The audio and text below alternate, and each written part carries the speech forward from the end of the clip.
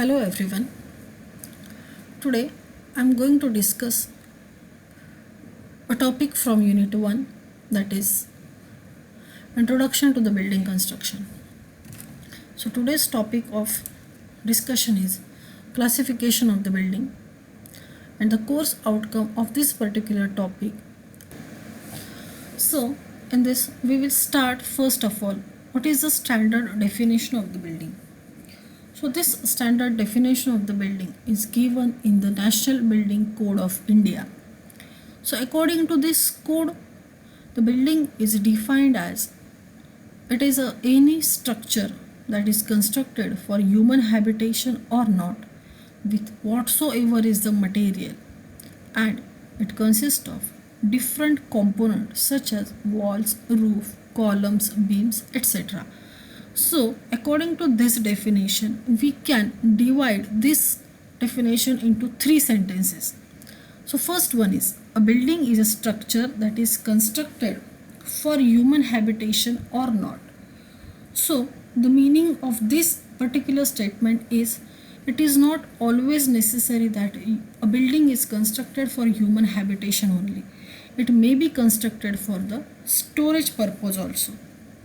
Now, according to this definition, the second sentence is, whatsoever is the material.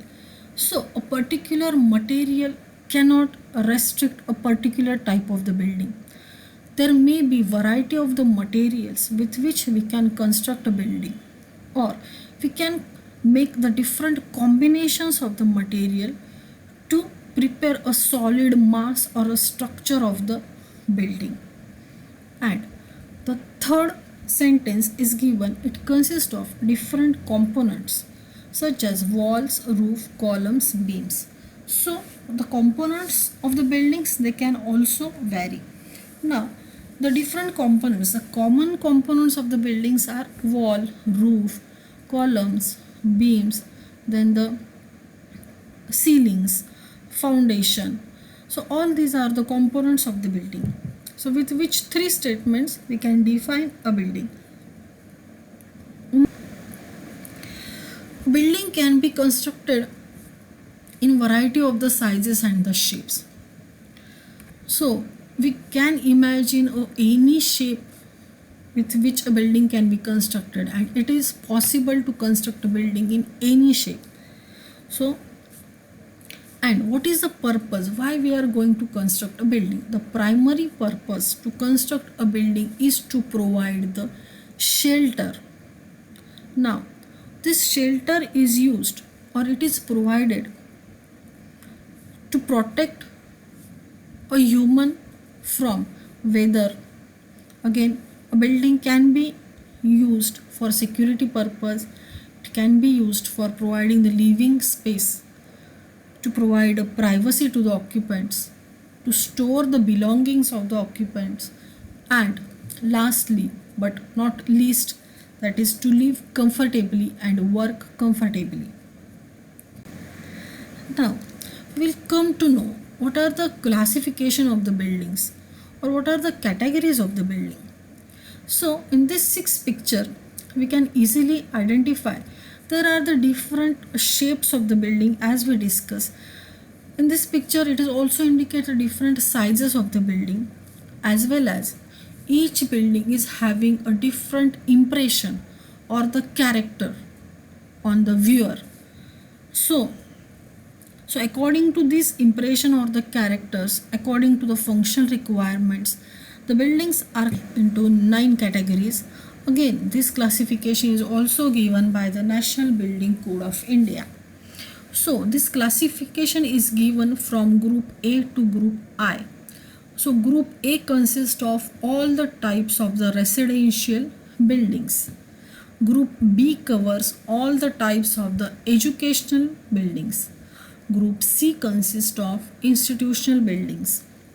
Group D covers the assembly buildings. Group E consists of business buildings.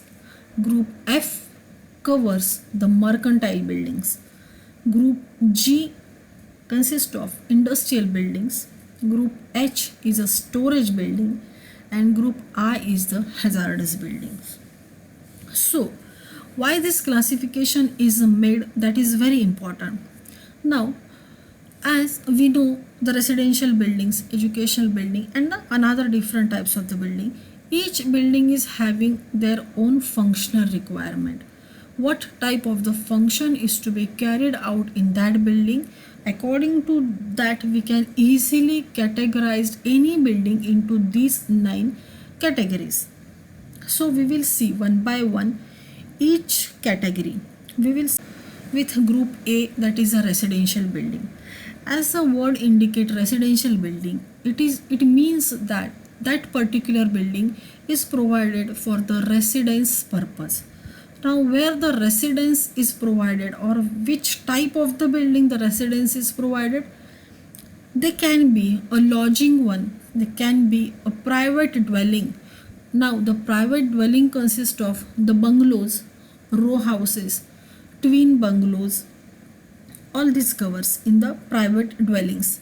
Now next one is the dormitories, then the apartment houses and the hotels are categorized in the residential buildings. Group B is the educational building. So this building consists of schools up to the senior secondary level and all other type of the training institutes where some kind of education training is given to the human. Group C is the institutional building.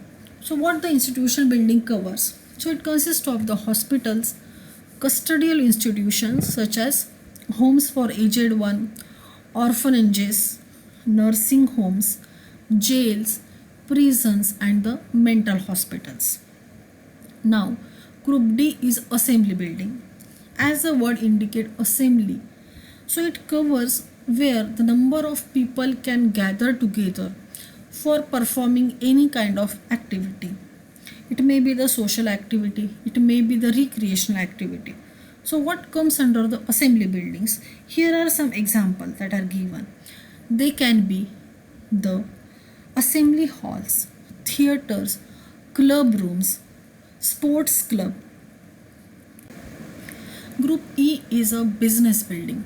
Now here, as the word indicate business means in this type of the building certain kind of business activities must be carried out.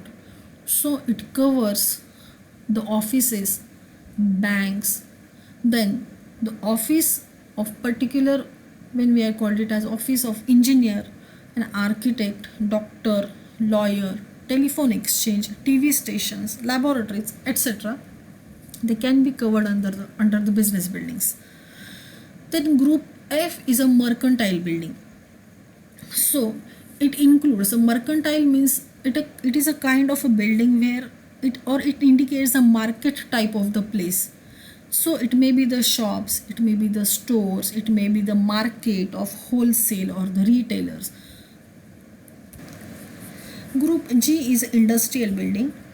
In this type of the building, it may be used for the manufacturing of materials, fabrication of the materials or assembling of the things.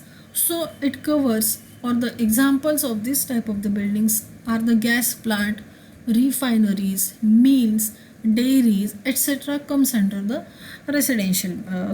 industrial buildings. Now group H is a storage building. So as the word indicates, storage means this type of the buildings are primarily used for storing of the huge amount of the materials.